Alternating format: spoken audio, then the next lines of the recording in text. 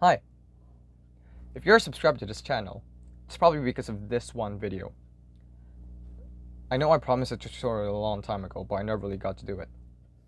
It's because of one of the critical parts of the project, the hinge joint.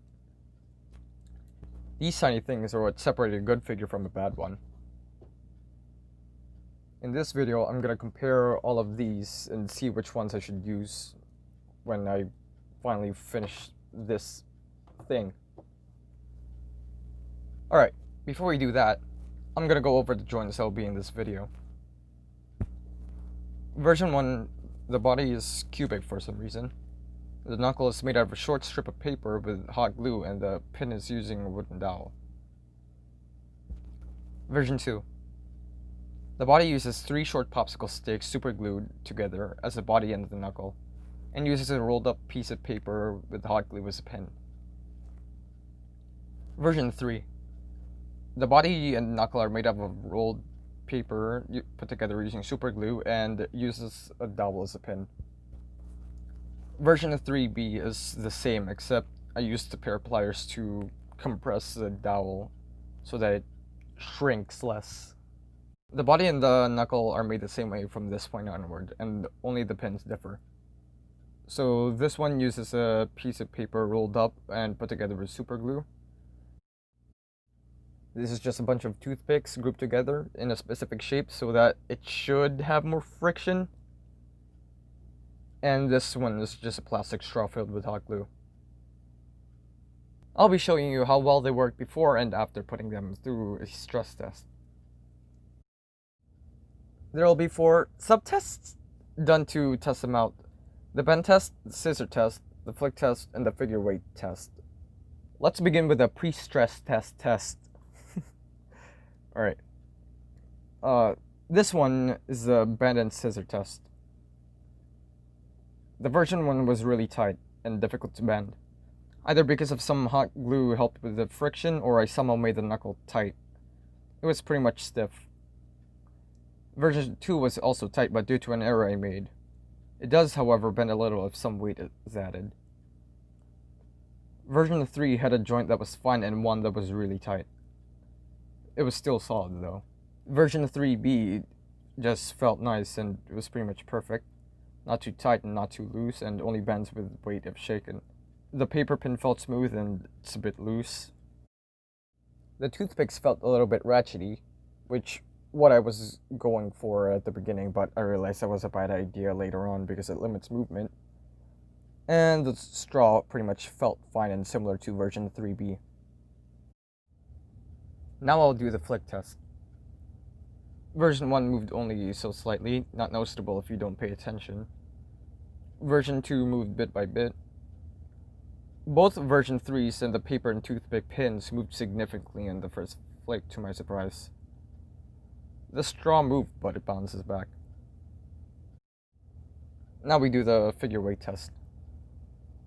Version 1 moved a bit if shaken. Version 2 and both version 3s did not move at all, but it was shaken. The paper one was loose immediately. The toothpick held until shaken. And the straw only moved by a bit. I did the stress test off camera. It's pretty much where I just bent each joint 200 times to see what would happen if the joint is worn out. This took a long time as it was painful and tiring, so yeah, that's why this video took so long to finish. Now I do all the tests that I've done before and see how they differ from their previous versions. Now for the bend and scissor test. Version 1 felt looser than the original, but tight enough. Little bend isn't noticeable though. Version 2 also felt looser than the original, but tight enough. It bent more than version 1, but I captured it out of frame. Version 3 still had one pin tighter than the other, but it still felt nice. Both pins in version 3B acted normally. I'm pretty sure the paper one has a broken pin and, as you can see, pretty much just gave up in life. The toothpick one is loose and also gave up. The straw joint felt nice and tight and only moved slightly with the weight. Now for the flick test. The first two moved a very noticeable amount. The version 3s and the paper one pretty much just went. The toothpick went about as far as the first two, and the straw barely moved. Now for the figure weight test. If shaken, version 1 moves a lot, but it can still hold the figure a bit. Version 2 was loose on one side. Version 3 was loose. Version 3B held fine. The paper and the toothpick gave up. And the straw held well. Now I just eliminate the ones that performed the worst. Starting with a paper pin.